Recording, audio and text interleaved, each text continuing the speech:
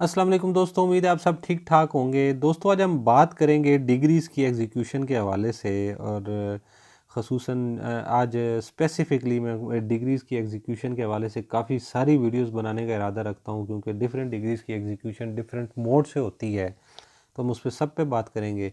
आज हम बात करते हैं कि जो मनी डिग्री है, जिसमें कोई पैसे लेने देने का फ़ैसला हुआ है, डिग्री हुआ है, उसकी एग्जीक्यूशन का क्या प्रोसेस मौजूद है। डेफ़िनेटली ये ऑर्डर 21 सीपीसी का डील करता है इसको। ये रूल 1 है आपके सामने। पेमेंट के हवाले से जो डिग्रीज़ हैं वो कैसे एग्जीक्यूट होंगी। सबसे पहले हम देख लेते हैं, all money payable under a degree shall be paid as follows. ये नीचे तीन तरीके दे दिए गए हैं। इनके ज़रिए जहाँ पे मनी पैसे पेएबल हैं, एक फरीक ने दूसरे को देने हैं किसी डिक्री के ज़ेरे असर, तो वो कैसे देंगे। वो कर देंगे जी in to the court whose duty is to execute the decree. अब वो पैसे जमा करवा देंगे उस अदालत में जो उसने डिग्री एग्जीक्यूट करनी है। उस अदालत में पैसे जमा करवाए जा सकते हैं।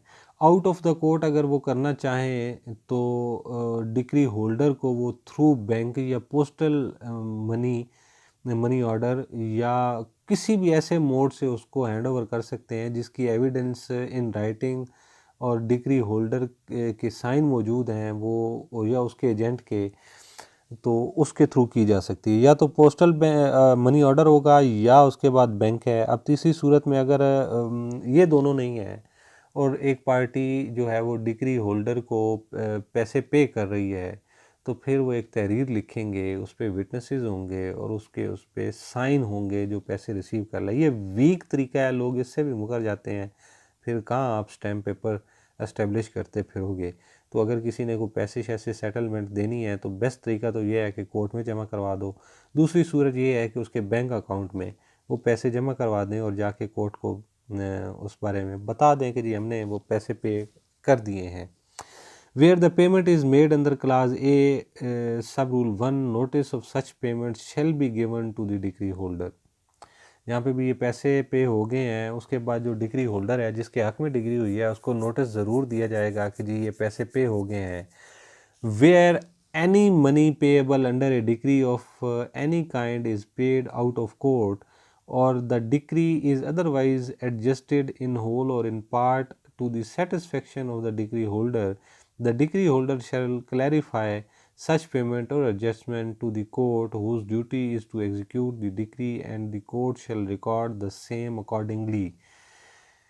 जी हाँ, जहाँ पे भी कोई भी पैसा अगर पे कर दिया गया है out of the court degree की तामील में, अब वो या वो सेट ऑफ हो गया है, मिसाल के तौर पे डिग्री होल्डर ने 1.5 लाख देना है और जिसने वो 1.5 लाख देना है उसका भी कुछ पैसा डिग्री होल्डर ने देना है, और वो आपस में अगर कोई ऐसी सेटलमेंट कर लेते हैं, डिग्री होल्डर उससे सेटिस्फाई हो जाता है, तो फिर डिग्री होल्डर जो है वो कोर्ट को इन्फॉर्म करेगा कि जी ये हमारी सेटलमेंट इस हिसाब से हो गई है और इस हद तक सेटिस्फाई हो गई है। ज़रूरी नहीं डिग्री पूरी सेटिस्फाई हो जाए। 1.5 लाख में से 1 लाख ले लिया, 50,000 बाकी है, तो कोर्ट को बताएगा जी कि 1 लाख मुझे मिल गया और 50,000 बाकी। अब ये उस अदालत को बताएगा जिसने वो डिग्री एग्जीक्यूट करनी है। The judgment debtor also may inform the court of such payment or adjustment and apply to the court to issue a notice to the degree holder or show cause on a day to be fixed by the court which such payment or adjustment should not be recorded as certified, and if after a service of such notice the decree holder fails to show cause why the payment or adjustment should not be recorded as certified, the court shall record the same accordingly। यहाँ पे भी judgement debtor है जो जिसके against judgement पास हुई है, वो अगर किसी कोर्ट को इन्फॉर्म कर सकता है कि जी मैंने उसके पैसे दे दिए हैं, तो फिर उसकी इस इंफॉर्मेशन पे अगर डिग्री होल्डर कोर्ट में नहीं मौजूद तो फिर कोर्ट उसको एक नोटिस इशू करेगी और शो काज देगी कि क्यों ना नेक्स्ट जो भी डेट कोर्ट फिक्स करेगी उस पे ये जो पेमेंट इसने तुम्हें दे दी है इसको सर्टिफाई कर दिया जाए कि जी ये पेमेंट हो चुकी है। और अगर उस नोटिस का जवाब डिग्री होल्डर नहीं देता तो फिर उसको कोर्ट सर्टिफाई डिक्लेयर कर देगी और ये समझा जाएगा कि जी उसने पेमेंट वाकई ही दे दी है। Any payment not made in the manner provided in rule 1 or any adjustment not made in writing shall not be recognized by the court executing the degree। अब इसके अलावा कोई भी तरीक़ाकार अगर आप पैसे की अदायगी के लिए इख्तियार करते हैं जजमेंट की सेटिस्फेक्शन के हवाले से, तो उसको कोर्ट रिकग्नाइज नहीं करेगी।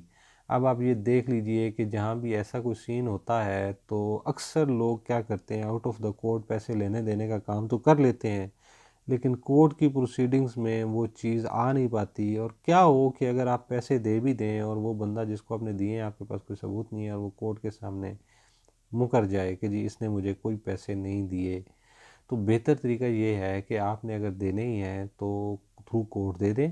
आपकी अगर एग्जीक्यूशन जो है, डिग्री जो है, वो भी तो सेटिस्फाई हो, कोर्ट के रिकॉर्ड में, नोटिस में ये चीज़ आनी चाहिए। एनीवे ये कंप्लीट प्रोसीजर था कि जहाँ भी पैसों से रिलेटेड डिग्री होगी तो उसको सेटिस्फाई किस तरीके से किया जाता है और क्या प्रोसीजर अडॉप्ट होगा। होपफुली काफ़ी इन्फॉर्मेटिव रही होगी आप सब दोस्तों के लिए ये वीडियो। इंशाल्लाह अगली वीडियो में फिर मुलाकात होगी। तब तक के लिए अपना, अपने दोस्तों, रिश्तेदारों का, सबका ख्याल रखिएगा। अल्लाह हाफ़िज़।